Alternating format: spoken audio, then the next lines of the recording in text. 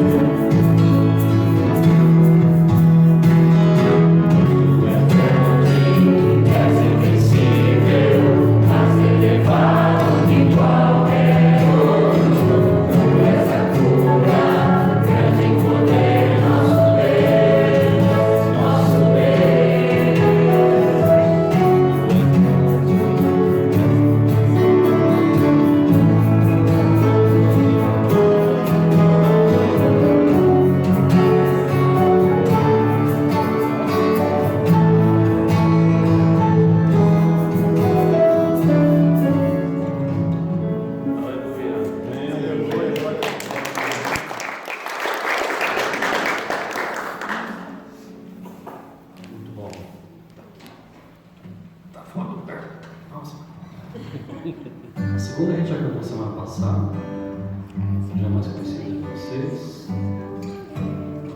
Isso também é o Quão Grande é Meu Deus, né?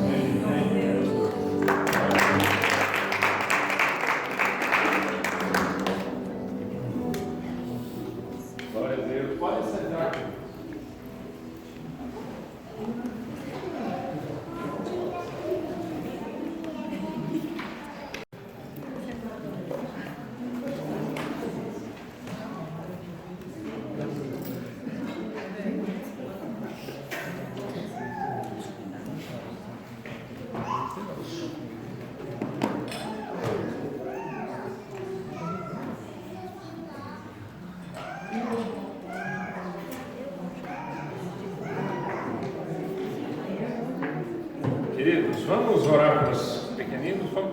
Vamos ter a sala com as crianças? Sim, sim. Vamos, as crianças, vem para frente. Vamos orar por elas.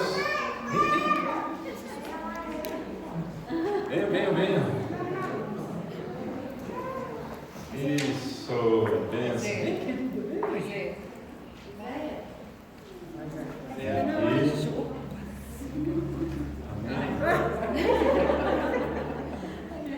Vamos orar pelos pequeninos? É a Rosângela que vai estar, né?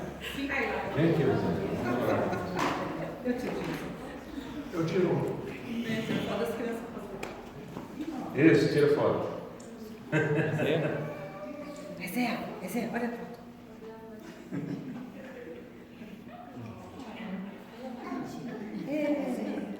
Amém, vamos orar. Pai, muito obrigado, Senhor, por essa noite. Obrigado pelo teu cuidado para conosco, pelas crianças que são tão preciosas para o teu coração e para o nosso coração.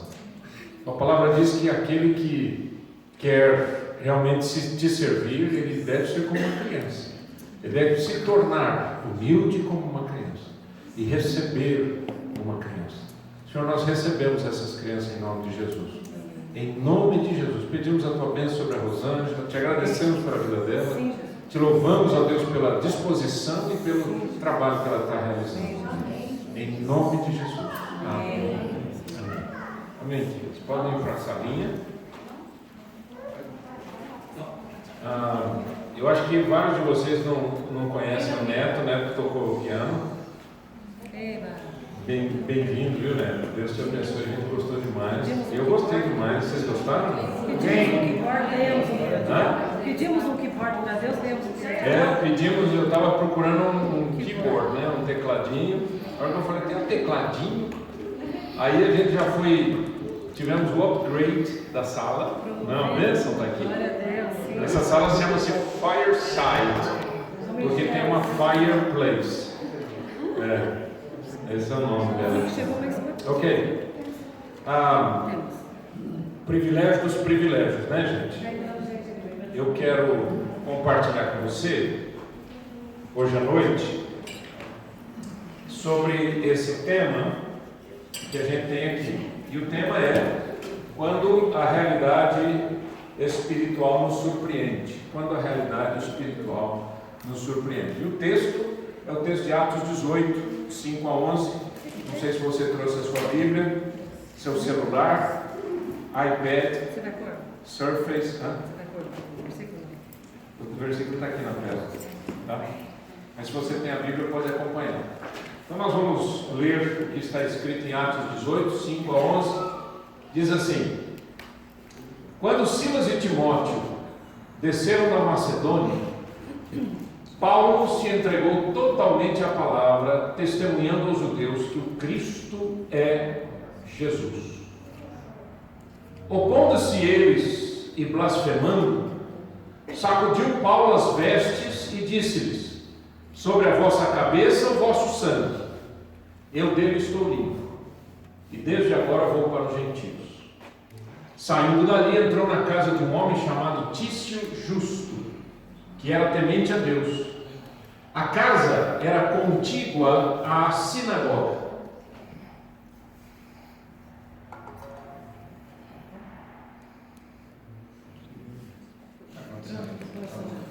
Mas Crispo, o principal da sinagoga, creu no Senhor com toda a sua casa. Também muitos dos coríntios, ouvindo, criam e eram batizados. E teve Paulo durante a noite uma visão em que o Senhor lhe disse: não temas, pelo contrário, fala e não te cales, porque eu estou contigo, e ninguém ousará fazer-te mal, com muito povo nesta cidade. E ali permaneceu 1 ano e 6 meses, ensinando entre eles a palavra de Deus. Vamos orar?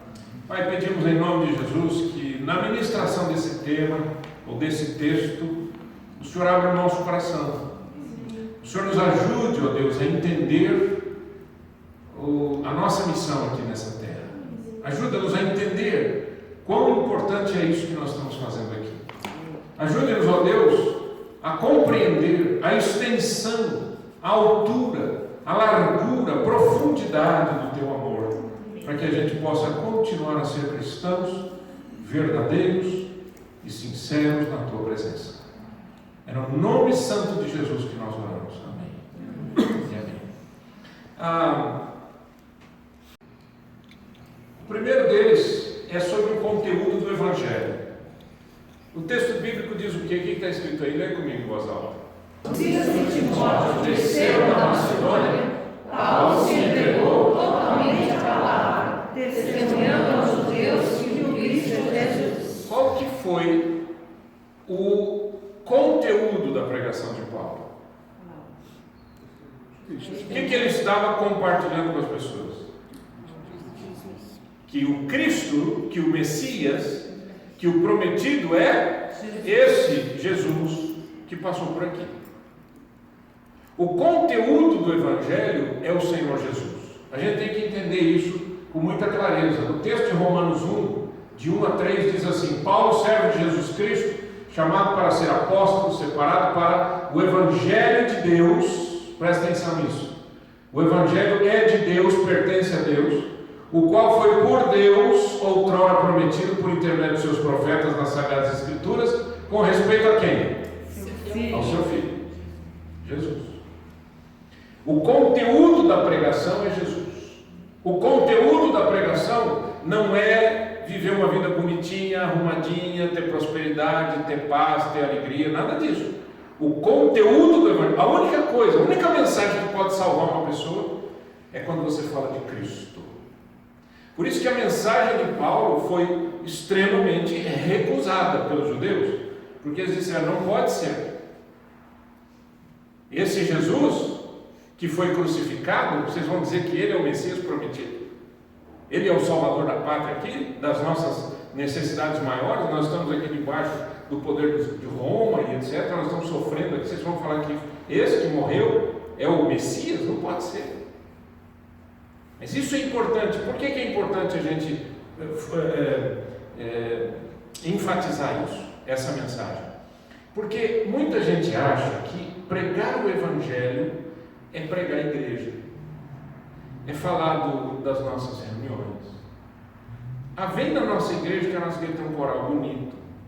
Isso você faz um convite para uma pessoa que gosta de música, certo? Também na nossa igreja tem música, tem teatro, tem coisa assim. Mas não, a pregação do Evangelho é Jesus. Se você tirar Jesus Cristo da mensagem, não existe mais Evangelho. O que existe são mensagens bonitas, mensagens agradáveis, mensagens interessantes. Mas se Jesus for tirado, não existe mais Evangelho. Esse é o primeiro ponto que eu queria compartilhar.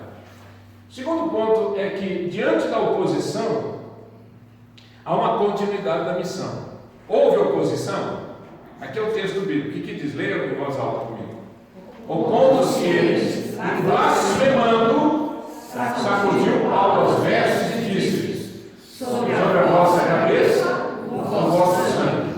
Eu dei estou limpo, e desde agora vou para o justiça. O que é que Paulo está fazendo aqui? Paulo está fazendo aqui é uma expressão muito interessante. A primeira coisa que ele faz é dizer para eles o que eles estão perdendo.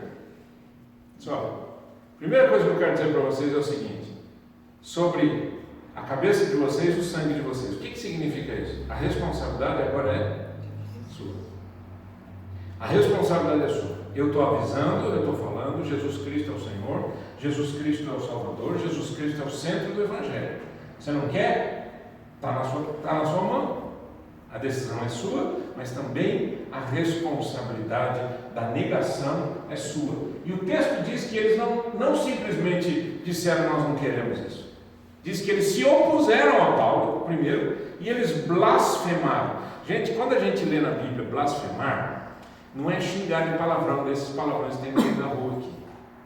Blasfemar é blasfemar contra Deus, contra a palavra de Deus, contra o Senhor Jesus. É blasfêmia contra o Espírito Santo e assim por diante. É uma revolta da pessoa contra Deus. Você tem que lembrar que qualquer pessoa que rejeita o Evangelho não rejeita você, rejeita Jesus. O próprio apóstolo Paulo, quando ele teve aquele encontro com Cristo lá em Atos capítulo 9, diz o quê? Que ele viu uma luz muito forte, caiu no chão, etc. Lembra? E ele ouviu uma voz que lhe dizia: Saulo, Saulo, por que me persegues? Mas Saulo estava perseguindo a igreja. Não estava?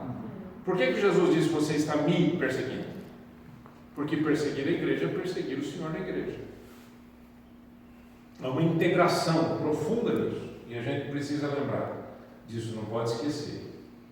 Há uma integração profunda. Os judeus, vamos dizer, na cultura bíblica, existe uma coisa muito bonita que se diz assim: o indivíduo no coletivo, o indivíduo no povo e o povo no indivíduo. Ou seja, um indivíduo, um judeu, representa toda a nação. E toda a nação é unida como se fosse uma só pessoa. Esse mesmo conceito é o conceito que Jesus aplica aqui. Quer dizer, falar da igreja é falar de mim. Perseguir a igreja é perseguir a mim. Jesus dizendo. E ao mesmo tempo, Jesus chama a igreja de quê? De seu corpo na terra.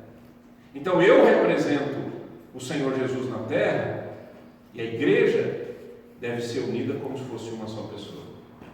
Essa visão tem que ficar clara para nós. Principalmente numa sociedade que é absolutamente egocêntrica. Uma sociedade que ela é totalmente partidária. Nós vivemos numa época muito partidária, né? De partidos, não só partidos políticos, partidos. Eu gosto disso, eu gosto daquilo, você gosta, você não gosta, eu gosto daquilo. E a gente não se sente um. Essa luta é constante na igreja, da gente se sentir um como igreja, como corpo. Somos do Senhor Jesus. Sem Cristo, centro do Evangelho, não existe igreja. E sem a igreja na terra, não existe pregação do Evangelho. Você parou para pensar nisso? A Bíblia diz que os anjos gostariam de pregar o Evangelho. Não podem pregar. Na minha lógica humana pequenininha, eu até gostaria que os anjos pregassem o Evangelho. Não é? A gente fala assim: poxa, isso daí seria poderoso, essa pessoa. Senhor Jesus, manda um anjo lá na casa do fulano. Está lá na rua tal, número tal. Aí vai o anjo lá, chega lá brilhando. Pessoal, você diz: quem és tu? A pessoa até muda o jeito de falar. Não fala: quem é você? Quem és tu? A gente gostaria, né, de ver um anjo pregando, mas a Bíblia diz: os anjos não pregam. Quem prega? Nós pregamos. Sem a igreja não existe pregação do Evangelho. Por isso que a igreja é perseguida. Por isso que o diabo odeia a igreja. Por isso que é difícil vir para a igreja. Por isso que é difícil manter a igreja. Por isso que é difícil manter a unidade da igreja. Por isso que tem tanto problema nas igrejas. Por isso que tem tanta gente briguenta nas igrejas. Por isso tem gente, tanta fofoca na igreja. Por isso que tem tanto grupinho na igreja.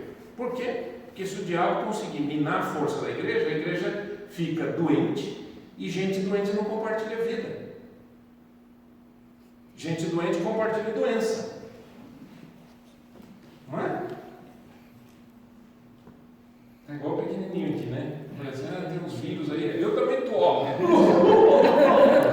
Começou a tossir, para a gente saber que, né, é verdade, né? Você é uma criança. Mas se nós estamos enfermos, o que nós vamos compartilhar? Doença. Nós vamos passar para frente o quê? Doença. Por isso que a gente luta para ter casais saudáveis na igreja. Porque se o casal não é saudável, a família não é saudável. Se a família não é saudável, a união das famílias é doente. E se a união das famílias, que é a igreja, está doente, quem prega? Vida. Quem traz vida? Percebeu? O nosso trabalho aqui, queridos, o que nós estamos fazendo aqui, não é juntar um grupinho de brasileiros que não tem o que fazer sexta-feira à noite. Não é verdade? Você sabe disso.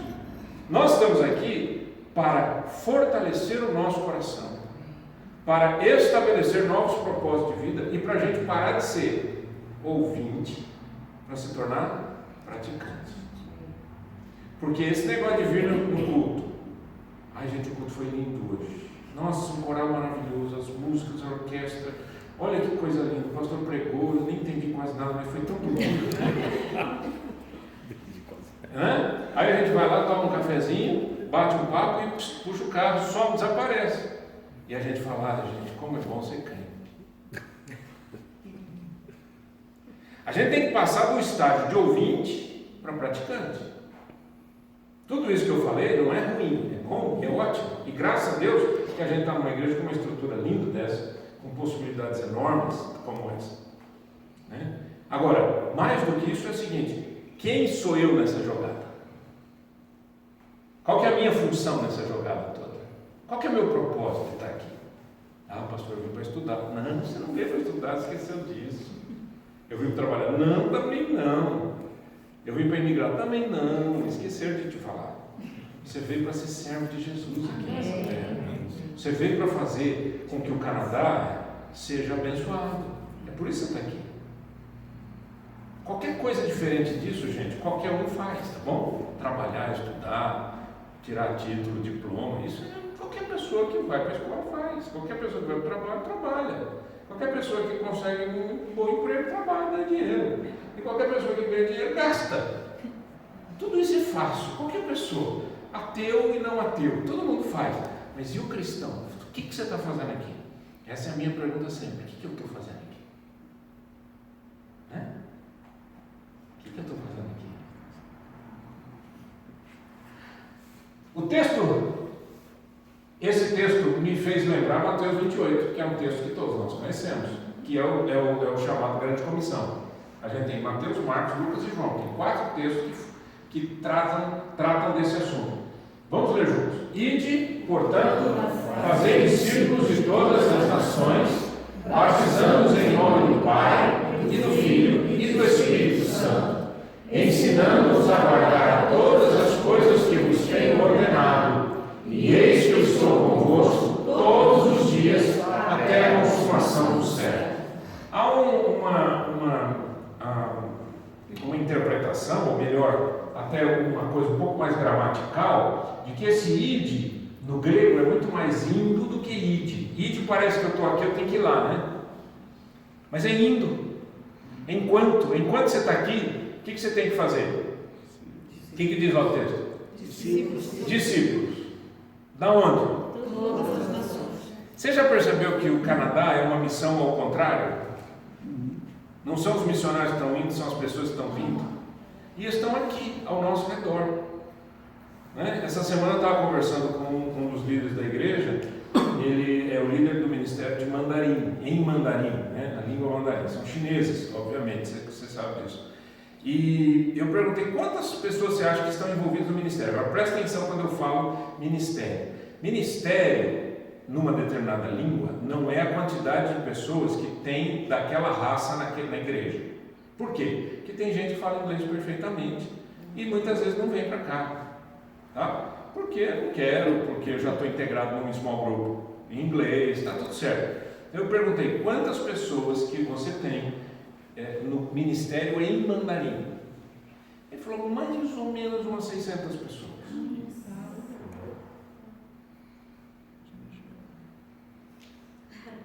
$600 pessoas, gente, eu sou pastor há um tempinho para saber que 600 pessoas não é fácil. A igreja é grande. Não é igreja pequena não, a igreja é grande. 600 pessoas só no ministério mandarim, fora cantonês. E mais 8. Inclusive a gente. O que Deus quer que a gente faça? Discípulos de todas as nações. E o que o discípulo faz? Qual é a porta de entrada do discípulo na fé? O que está escrito lá? Batismo. Eu lembro que uma vez eu estava numa igreja, sendo um dos pastores da igreja, e um senhor chegou para mim e disse assim: pastor, por que eu tenho que ser batizado? Eu falei para ele o que a Bíblia dizia. E eu perguntei: há quanto tempo o senhor frequenta a igreja? Ele falou: mais ou menos 30 anos. Eu disse: mas o senhor nunca soube a importância do batismo? Eu estou na igreja. Tipo assim, para que isso? funciona as coisas assim, com a lógica humana. O que está escrito na Bíblia? Isso você tem que perguntar. Igual fazer receita de comida. Receita, vocês já fizeram? Já seguiram receita? Já? Às vezes dá certo, às vezes não dá. Mas receita é um negócio interessante, né? Você tem que seguir. Eu me lembro uma vez que eu falei, mãe, me ensina a fazer esfirra. Ela falou, filho, anota aí. E deu todos os ingredientes. Ele falou, aí você faz assim, depois você faz assim. Aí eu fiz certinho do jeito que ela fez, do jeito que ela falou. Aí eu falei de novo com ela, ela falou, como é que ficou a esfirra? Eu falei, mãe, aquilo parecia um pedaço de pau. Ficou pesada. Eu não entendi o que aconteceu. Ah, esqueci de te falar que faltou um. Não pode faltar nada, né? Na Bíblia não falta nada. Se você seguir a receita, tá tudo bem, vai dar certo no final. Então, qual que é o caminho, a porta de entrada do discípulo? É ser batizado. Não tem outro jeito. E é ser batizado no nome de quem? Do Pai, do Filho e do Espírito Santo. A obra de Deus que tem que ser assim. E o que mais que o discípulo precisa? Ser ensinado. Ser ensinado. Ensinado o quê? A palavra de Deus, porque está escrito: guardar todas as coisas que eu vos tenho ordenado.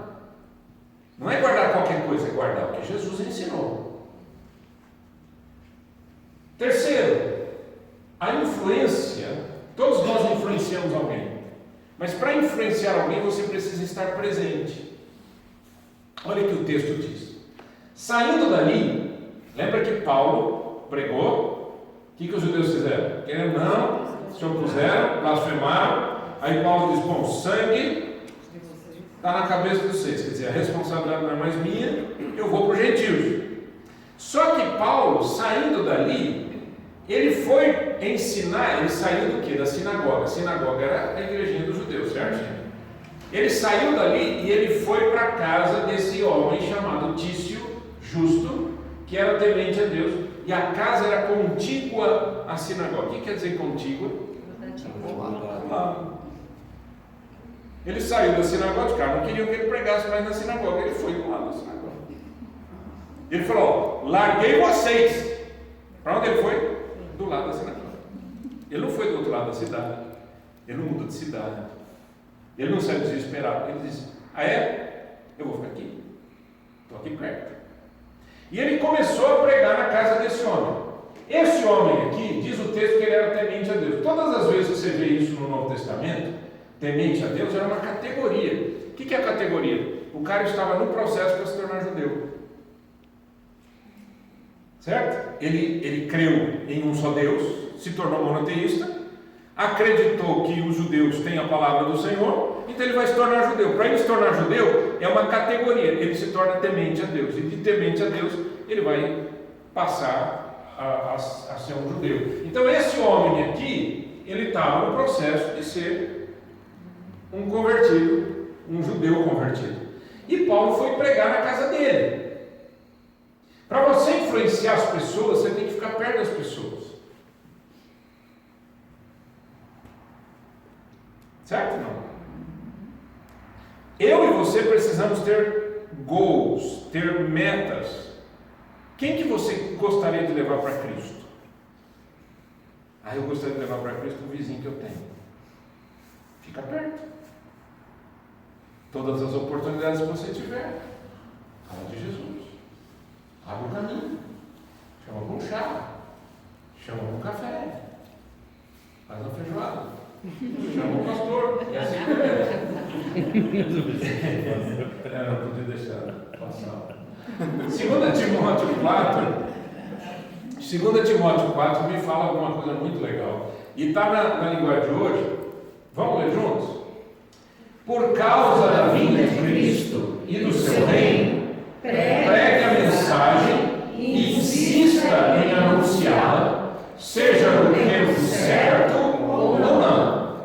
Procure convencer, repreenda, anime e ensine com toda a paciência, pois vai chegar o tempo em que as pessoas não vão dar atenção ao verdadeiro ensinamento, mas seguirão os seus próprios desejos e arranjarão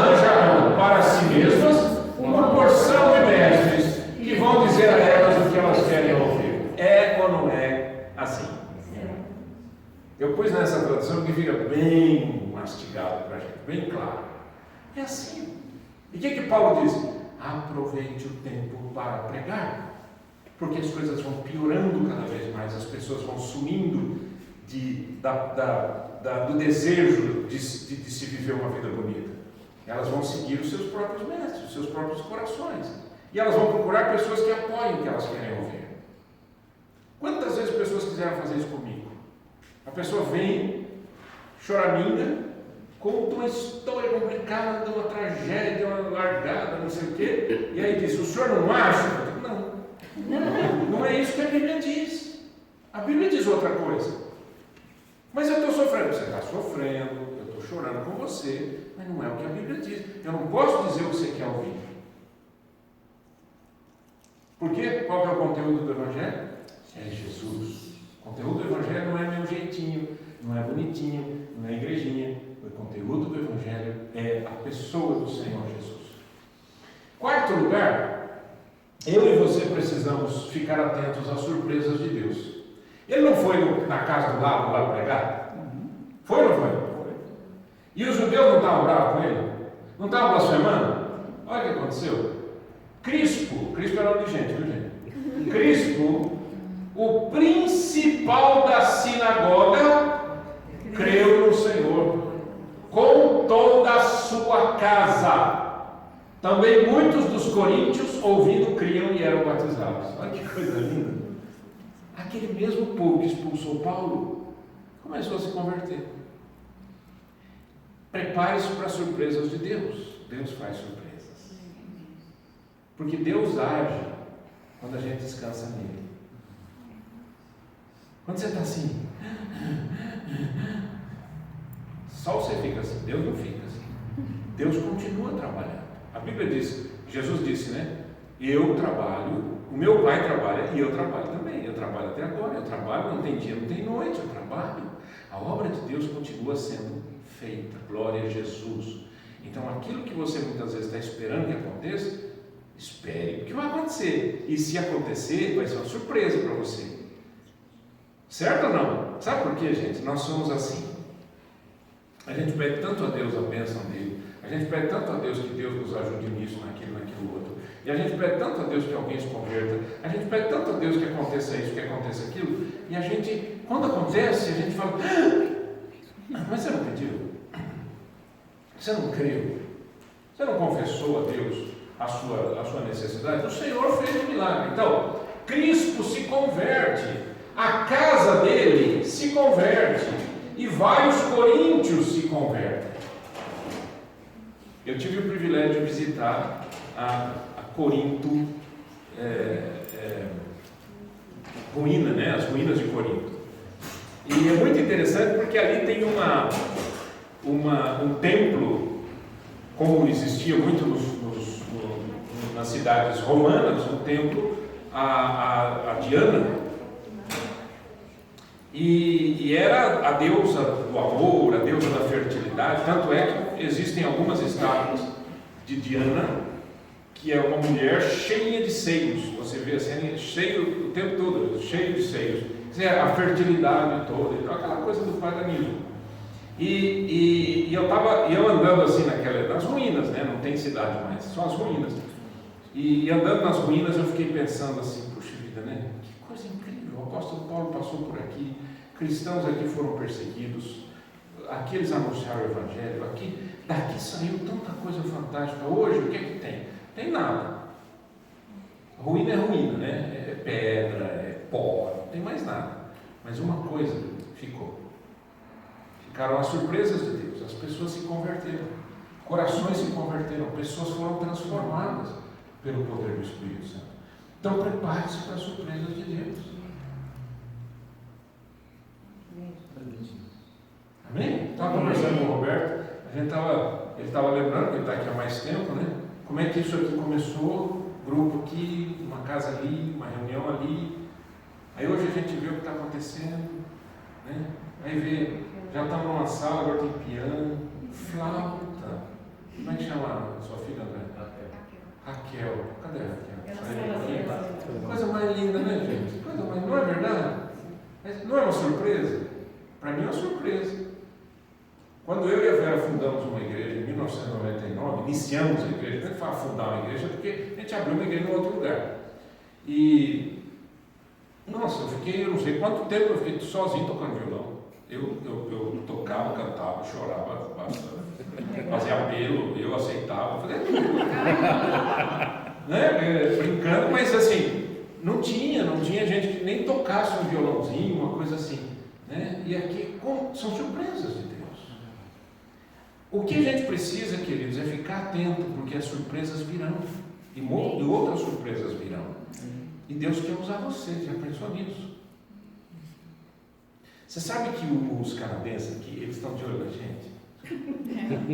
Vocês não sabiam disso? Vocês nunca perceberam? Gente, esse povo é quietinho na frente da gente. É verdade. Eu estou aí no escritório, o pessoal chega para mim e fala assim: eu vi as fotos que publicaram da sexta-feira. Eu não sei nem como que eles viram, para onde que viram, se foi no Face, se foi. Sim, mas, né? Nós vimos. Né?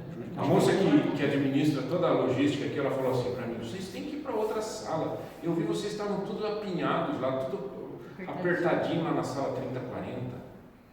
Eu falei: que bom. São surpresas de Deus, e Deus está fazendo isso para a glória dele. Porque não é a quantidade, é o seu coração. É Deus falando com você. Você parou para pensar que talvez Deus tenha trazido você do seu país para cá, para Ele falar com você e transformar as coisas, e mudar os ares da sua vida? Já parou para pensar nisso? Que Deus trouxe você de tão longe para mostrar para você onde é que está a verdade. São surpresas de Deus. E a gente não imagina. Mas são surpresas. Fique atento, tem mais surpresa aí. Amém. Efésios 3, 20 e 21, vamos ler juntos? Ora, aquele que é poderoso para fazer infinitamente mais Do que tudo quanto pedimos ou pensamos, conforme o seu poder que opera em nós, a Ele seja glória na Igreja e em Cristo Jesus, por todas as gerações, para todos sempre. A quem é que nós damos glória? Àquele que é poderoso para fazer o quê? Infinitamente mais do que tudo quanto pedimos ou pensamos.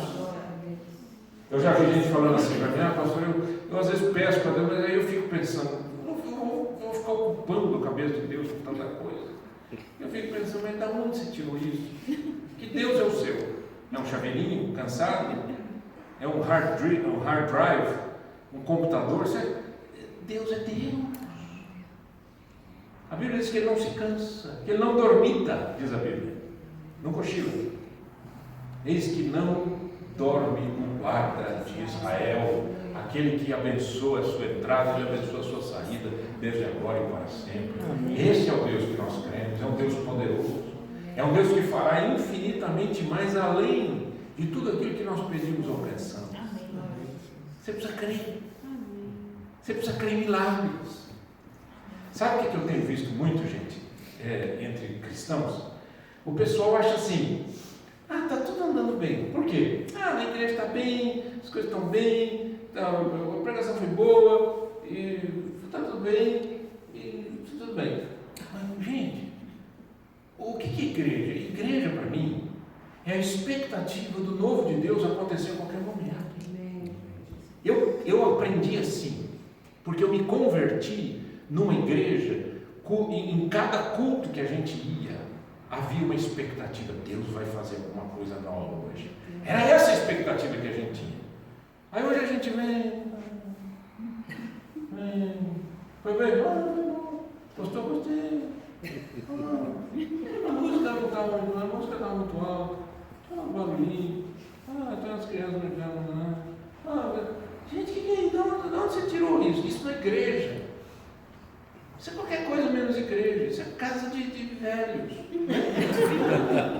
Né? Eu chamo aqui Seniors House, né? Seniors Home. Né? Mas todo mundo cansado. Alzheimer. Nós não. Nós somos de Jesus e a gente está crendo nos milagres de Deus. Deus está fazendo e vai continuar fazendo. Além. Quinto lugar. prontidão para ouvir a Deus e obedecê-lo. Olha o que acontece. No meio daquela coisa arada toda, e converte o principal da sinagoga, Paulo teve uma visão durante a noite que o Senhor lhe disse: não temas.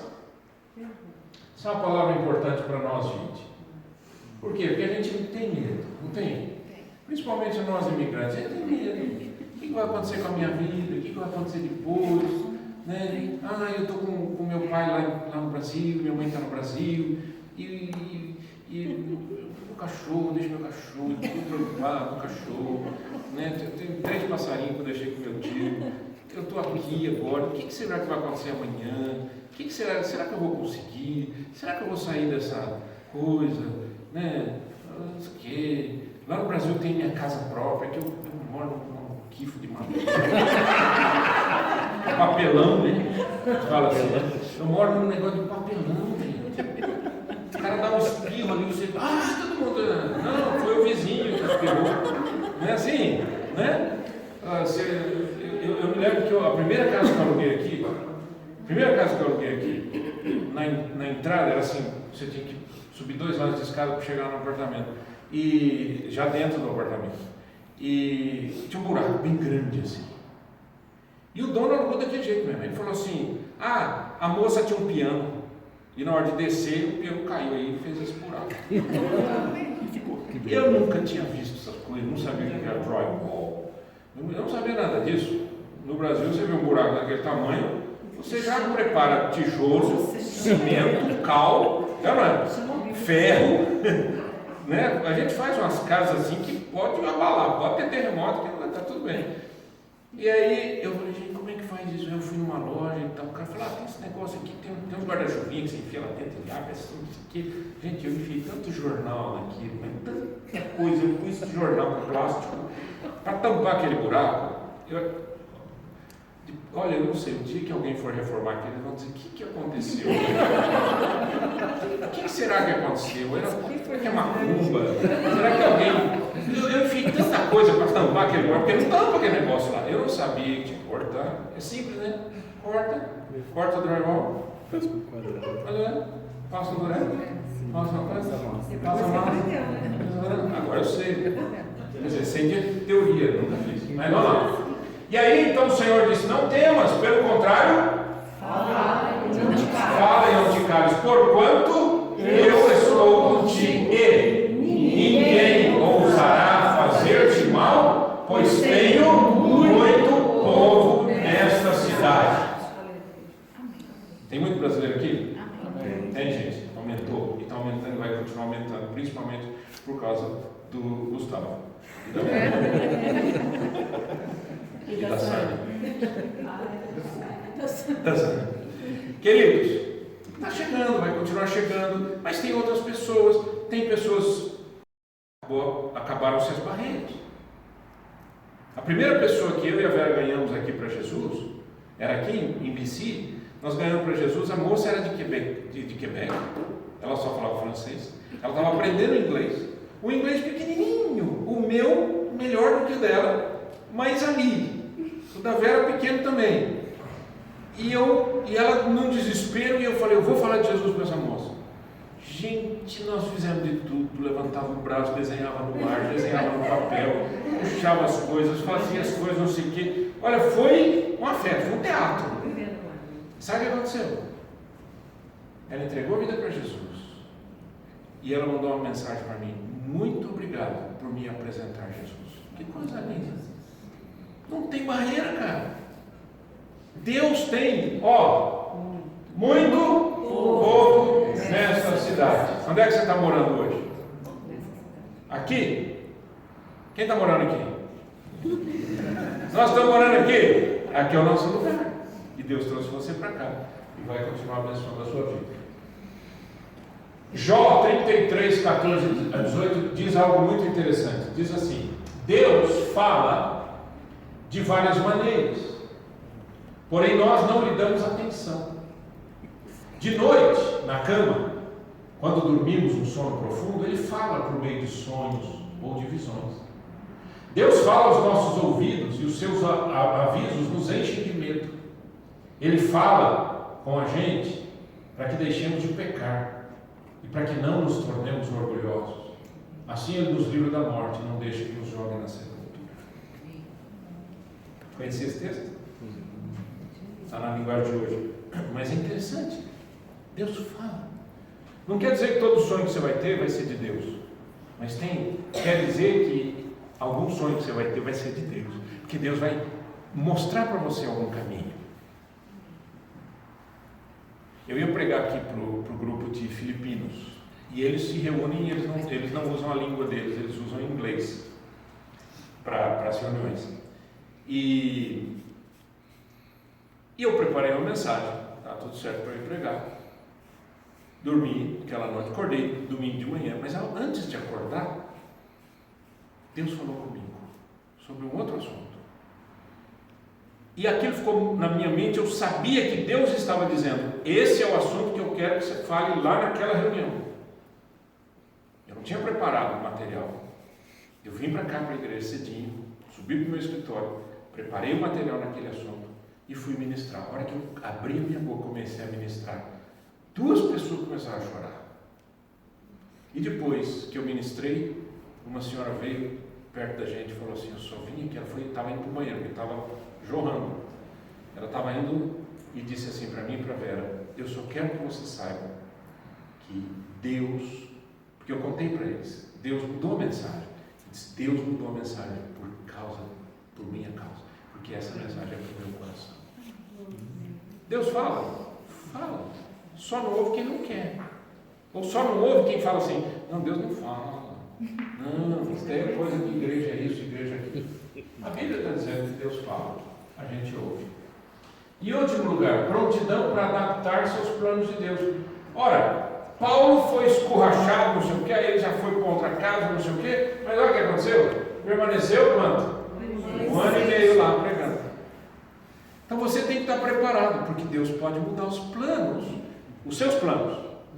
Eu não sei quais eram os planos de Paulo. Eu não sei se ele estava querendo passar um tempinho ali, 2 meses, 1 mês, porque às vezes ele passava 3 meses aqui, 3 meses lá, 6 meses aqui, 6 meses lá, mas aqui ele ficou 1 ano e meio. Por quê? Porque Deus mudou as situações. A pergunta é a seguinte, você está disposto a ouvir Deus, falar com você e eventualmente mudar planos que você tenha? Para a glória dele, para a glória dele. Pensa nisso. Esses planos podem ser variados, mas pense nisso. Deus quer que a gente se adapte aos planos dele. Amém, querido? Nós vamos orar e vamos nos dividir em grupo para nosso grupo pequeno. E eu tenho algumas perguntas, e eu trouxe inclusive as perguntas em escrito para os líderes, fica mais fácil até, e eu gostaria de compartilhar isso com você, essas perguntas. E as perguntas são essas. Parece muita coisa, mas não é, viu? Comente sobre a urgência da pregação do Evangelho. Quais são as barreiras que você enfrenta? Quais são as oportunidades que você tem no seu dia a dia? Quero que você comente isso. Mas transforma essa conversa não em genérica. Sabe o que é a conversa genérica? É assim, ó, você está num grupo pequeno e o líder diz assim para você, então, fale um pouco sobre quais são as barreiras. Existem muitas. Eu sei que tem muitas, por isso nós estamos falando. Quais são? Às vezes, sei lá, eu já ouvi tantos casos, eu também já ouvi tantos casos. Eu quero que você fale de você.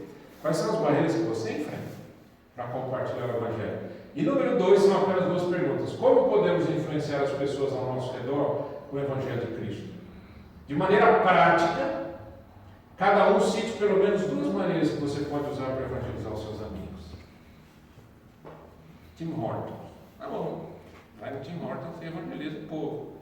Marca um café na sua casa. Sei lá, eu não sei o que você pode fazer, mas eu quero que você pense nisso. Tá bom, querido?